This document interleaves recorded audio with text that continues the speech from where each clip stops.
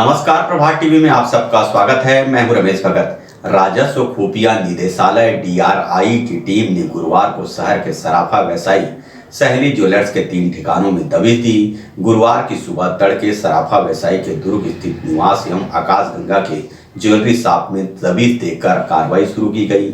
मामला कर अदायगी से संबंधित बताया जा रहा है। राजस्व खुफिया निदेशालय DRI की टीम गुरुवार की सुबह दुर्ग जिले में पहुंची। इसके पश्चात योजनाबद्ध तरीके से शहर के सराफा व्यवसायी सहेली ज्वेलर्स के दुर्ग स्थित निवास में दबिश दी। इसके बाद दूसरी टीम सहेली ज्वेलर्स के दुर्ग स्थित हटरी बाजार चौक एवं इसके पश्चात भिलाई आकाशगंगा स्थित शॉप में दबिश दी गई और DRI की टीम के द्वारा 3 ठिकानों पर दस्तावेजों की जांच की जा रही है। DRI की इस कार्रवाई से पूरे शहर में हड़कंप की स्थिति बन गई। हालांकि इस पूरी कार्रवाई में DRI के द्वारा कुछ भी जानकारी नहीं दी जा रही है। आपको बता दें कि इसके पूर्व भी छत्तीसगढ़ चैम्बर ऑफ कॉमर्स के उपाध्यक्ष एवं सराफा व्यवसायी दुर्ग निवासी प्रकाश चंद साकला के ठिकानों में भी DRI के द्वारा छापा मारा गया था और कार्रवाई की गई थी। दुर्ग के इंद्रनगर वार्ड क्रमांक 56 बघेरा के सभी मकानधारियों को मकान खाली करने का नोटिस निगम के द्वारा दिया गया है, जिसके विरोध में सभी लोगों ने निगम का घेराव कर आदेश वापस लेने की मांग की। दुर्ग नगर निगम में बुधवार का दिन काफी हंगामेदार रहा, जब वार्ड 56 बघेरा दुर्ग के सभी वार्डवासी दुर्ग नगर निगम का घेराव करने हो हल्ला करने। दरअसल मोहल्ले वासियों को, जो कि बघेरा वार्ड में बीते 40 वर्षों से रह रहे हैं, उन्हें नगर निगम द्वारा मकान खाली करने का यह आदेश दिया गया है। आश्चर्य की बात तो यह है कि जो लोग यहां पर 40 से 50 सालों से अपनी पैतृक संपत्ति को लगातार निवास कर रहे हैं और शासन द्वारा उन्हें पट्टा का वितरण भी किया जा चुका है, बावजूद उनके उन्हें मकान खाली करने का आदेश नगर निगम द्वारा दिया गया है, जो समझ से परे है। और अब वार्ड के लोग निगम से मकान खाली करने के नोटिस से काफ़ी परेशान हैं और उन्होंने नगर निगम के अधिकारियों से निवेदन किया कि यदि नोटिस को वापस नहीं लिया गया तो आगामी दिनों में उग्र प्रदर्शन किया जाएगा। प्रदर्शन को लेकर नेता प्रतिपक्ष अजय वर्मा एवं वार्ड की पार्षद कुमारी बाई ने यह जानकारी दी। समय में पट्टा जारी किया गया दुर्ग निगम के द्वारा और अब व्यवस्थापन के नाम पे इन्हें लगातार नोटिस भेजकर कि 7 दिन के अंदर आप अपना आवास खाली कर दें, अन्यथा भयग्रस्त होंगे। स्थानीय पार्षद कुमारी बाई साहू और छाया पार्षद ललित डीमर के द्वारा मुझे जानकारी दी गई कि ऐसा किया जा रहा है। मैं नेता प्रतिपक्ष होने के नाते आयुक्त के संज्ञान में यह विषय लाया हूँ और आयुक्त महोदय ने कहा है कि मैं त्वरित कार्रवाई करूँगा और प्रधानमंत्री आवास के अधिकारी को भेजा है। हम मांग करते हैं, पूरी पार्षद दल इनके साथ खड़ी होगी कि इस नोटिस को तत्काल प्रभाव से निरस्त करें। वार्ड नंबर 56 बघेरा में पार्षद कुमारी साहू, वहाँ से लोग 50 साल हो गए रहते हुए और लोगों को बार बार नोटिस दिया जा रहा है। हर 3 महीने 2 महीने 3 महीने में उन लोग को हर टाइम नोटिस दिया जा रहा है और पट्टा 30 से 40 150-200 घर है, उनके घर पट्टा है, पट्टा भी बना के दे चुके हैं, फिर भी लोगों को बार बार नोटिस दिया जा रहा है। फिलहाल बड़ी संख्या में प्रदर्शन करने पहुंचे वार्ड के गरीब लोगों ने प्रशासन से निवेदन किया है कि यदि उनके मकानों को तोड़ा गया तो उनसे पहले वे स्वयं निगम कार्यालय के समक्ष आकर अपनी जान दे देंगे। अब देखना होगा कि उनके द्वारा की गई मांग पर निगम प्रशासन किस तरह की कार्रवाई करता है। प्रभात टीवी के लिए दुर्ग से बीना दुबे की रिपोर्ट। प्रदेश के मुखिया भूपेश बघेल की घोषणा के अनुरूप 1 दिसंबर से समर्थन मूल्य पर धान खरीदी शुरू कर दी गई है।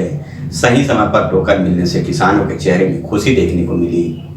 भूपेश सरकार की घोषणा के बाद प्रदेश में धान खरीदी 1 दिसंबर से आरंभ हो गई है। इसी के तहत दुर्ग जिले के ग्राम कुथरेल में भी धान खरीदी की शुरुआत की गई। धान खरीदी केंद्रों में सभी सुविधाओं का ध्यान रखा गया और एक निश्चित समय अवधि पर सहकारी समितियों द्वारा धान खरीदी की शुरुआत की गई। सभी किसान अपनी सुविधा अनुरूप समितियों में धान लेकर पहुंचे। किसानों का कहना था कि उन्हें सही समय में टोकन मिल गया है और खरीदी में किसी तरह की कोई परेशानी नहीं हुई।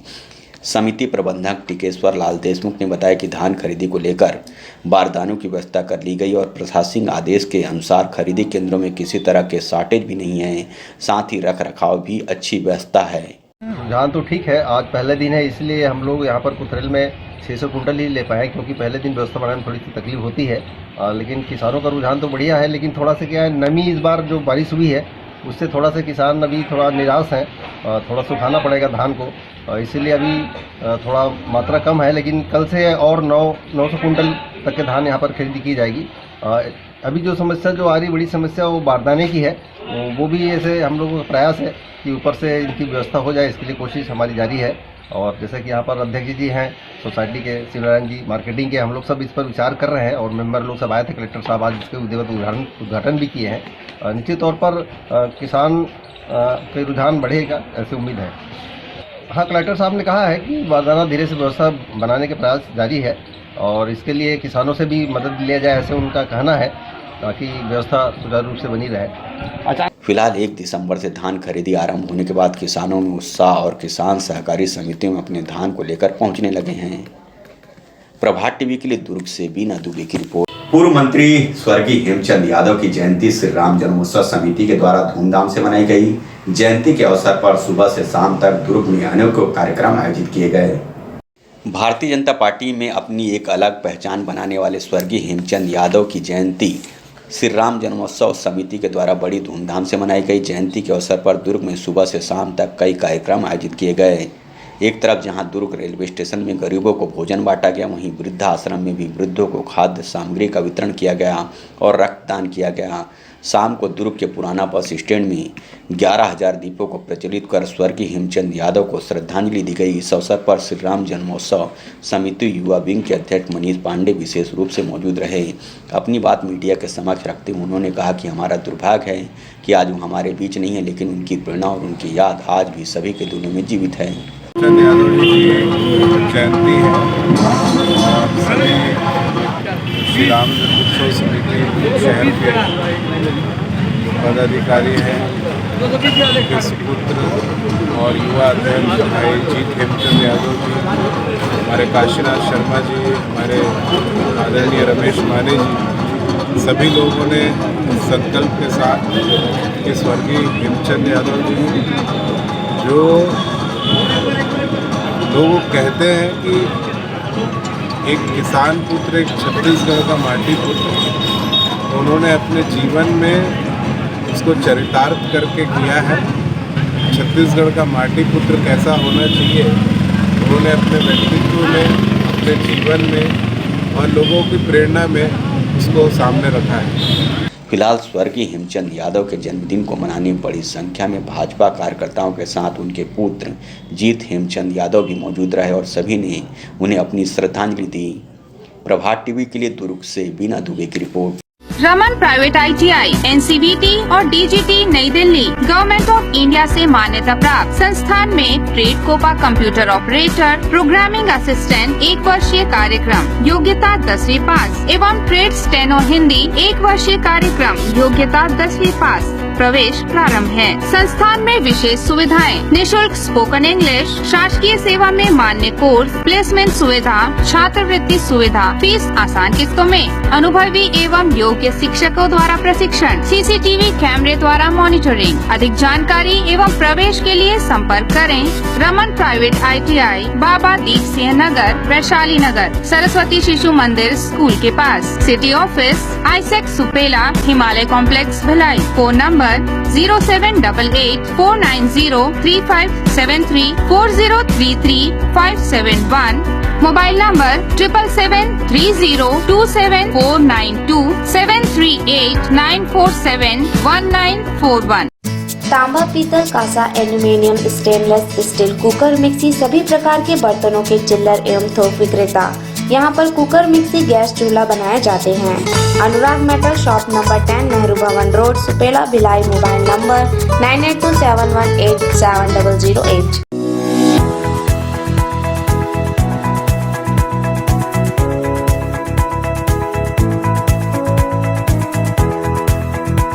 एक दिसंबर एड्स दिवस के मौके पर जिला एड्स नियंत्रण अधिकारी डॉक्टर अनिल शुक्ला के निर्देश पर एड्स दिवस कार्यक्रम का आयोजन किया गया। रैली निकालकर लोगों को एड्स के प्रति जागरूक किया गया। दुर्ग में विश्व एड्स दिवस कार्यक्रम का आयोजन किया गया, जिसमें इस वर्ष का थीम असमानताओं का अंत करें, एड्स का अंत करें, महामारी अंत करें।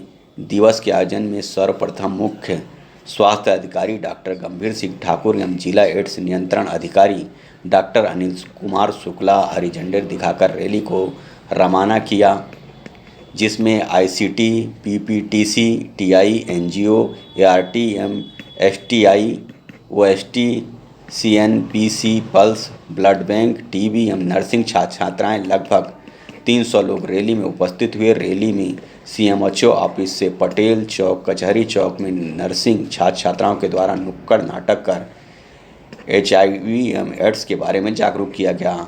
रैली रवाना होने से पूर्व पुराना बस स्टैंड, इंदिरा मार्केट, पुलसायपारा चौक, पचरीपारा नया बस स्टैंड होते हुए पुनः मुख्य स्वास्थ्य अधिकारी कार्यालय में समापन हुआ। इसके पश्चात प्रतिभागियों द्वारा विशाल रेड रिबन मानव श्रृंखला बनाकर HIV एड्स रोकथाम का संदेश जन जन तक पहुंचाया।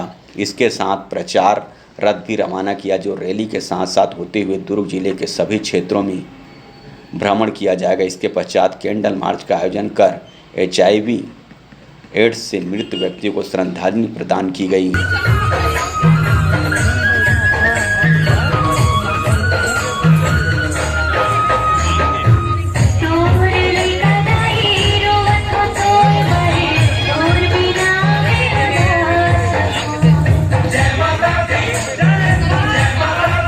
वार्ड 3 के युवा नेता आनंद डोंगरे ने कांग्रेस पार्टी से किया बगावत। निर्दलीय चुनाव लड़ने भरा नामांकन पत्र। वार्ड वासियों में कांग्रेस के खिलाफ भारी आक्रोश।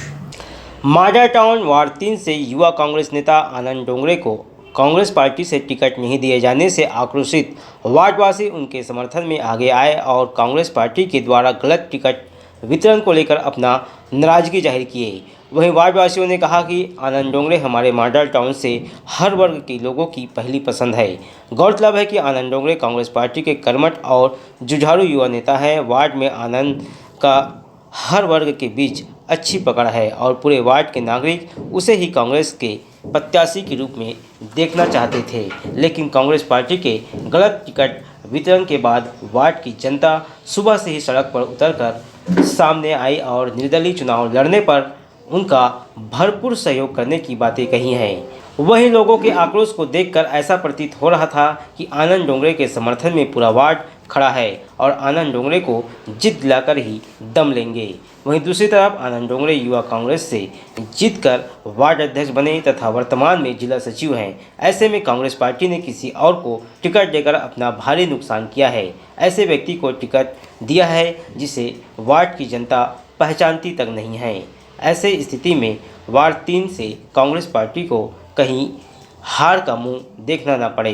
हमारे वार्ड में चाह रहे थे भैया सोनू डोंगरे को कांग्रेस का टिकट मिले। वो समर्थित प्रत्याशी है और देख रहे हैं आज से जुड़ा हुआ है, वो कई वर्षों से अपने आंखों से देख रहे हैं। तो हमारे हिसाब से सोनू डोंगरे को ही कांग्रेस का प्रत्याशी बनाया जाए। और अभी सुनाई दे रहा है कि अरुण सिसोदिया को पार्षद का टिकट मिल गया बोल के। तो हमारे वार्ड से तो सिसोदिया जी साफ है। यहाँ लोकल आदमी को मिलना चाहिए और वार्ड का प्रत्याशी यहाँ के वार्ड पार्षद मतलब जो भी बनेगा बनने वाला है। और बाहर के जो एरोप्लेन से उतरे हैं उनका हम लोग विरोध करते हैं। से हमारे प्रत्याशी को टिकट दिया जाए और हमको पता चला है कि किसी बाहर व्यक्ति को यहाँ पे वार्ड प्रत्याशी के लिए नामांकन दिया गया है और हम उनका विरोध करते हैं। हमारा इस बारे में तो मैं यही कहना चाहूँगा कि डोंगरे जी को हमने पिछले 10 साल में तैयार किया। इतना अच्छा प्रत्याशी हमने पार्टी के लिए तैयार किया था, लेकिन पार्टी का दुर्भाग्य है कि वो बाहर से ला के हेलीकॉप्टर प्रत्याशी हमारे वार्ड में थूक दिए, जिसको अधिकतम लोग नाम से भी नहीं जानते। आनंद डोंगरे जी को कांग्रेस पार्टी से तो टिकट दिया नहीं गया, इसलिए हम उसको बहिष्कार करते हैं। और यहाँ जितना भी है बहुत बचपन से हम उसको साथ जुड़े हुए थे। हर एक काम जो है जैसा भी सार्वजनिक काम हो, जैसे शादी है तो टंकर भिजवाना, किसी के यहाँ जैसे ख़त्म हो जाता है तो उसके यहाँ गाड़ी का व्यवस्था कराना, किसी के यहाँ छठी हो रहा है कुछ भी, उसको जैसे जो भी ज़रूरत पड़ता है तो हर समस्या के समाधान करते जाते थे हमारा आनंद भाई। लेकिन उनको असल का पार्टी से टिकट नहीं दिए तो जितना भी हमारे जो कांग्रेस। हाँ जी नमस्ते आप सबको, मैं राजकुमार भल्ला बोल रहा हूँ। मैं सूर्य अपार्टमेंट में रहता हूँ। मैं ये जो चुनाव हो रहा है आपका वार्ड नंबर 3 में सोनू डोंगरे, हमारा आनंद डोंगरे खड़ा है। वो कांग्रेस का प्रत्याशी के रूप में खड़ा होना चाहता है और यहाँ पे उन्होंने बहुत सारे काम किए हैं वार्ड नंबर 3 में। आपका कोरोना काल में भी उन्होंने बहुत लोगों को बीच में आके सहयोग दिया है। और अगर वायदे हमारे ऊपर में किसी और अन्य व्यक्ति को ला के रखा जाएगा, थोपा जाएगा, तो वो किसी हाल में हम लोगों से बर्दाश्त नहीं हुआ जाएगा। जगत कुमार हरपाल उड़िया बस्ती से हूँ और उड़िया समाज से हूँ। और विगत हमारी समाज है कि हमारी समाज जो चाहती वो काम का होता है। हमारा समाज द्वारा सभी चीज़ चलता है। इस समय में 15 वर्ष से हमारे एक छोटे भाई हैं आनंद डोंगरे उर्फ सोनू डोंगरे। इन्होंने विगत 15-20 वर्षों से कार्य करते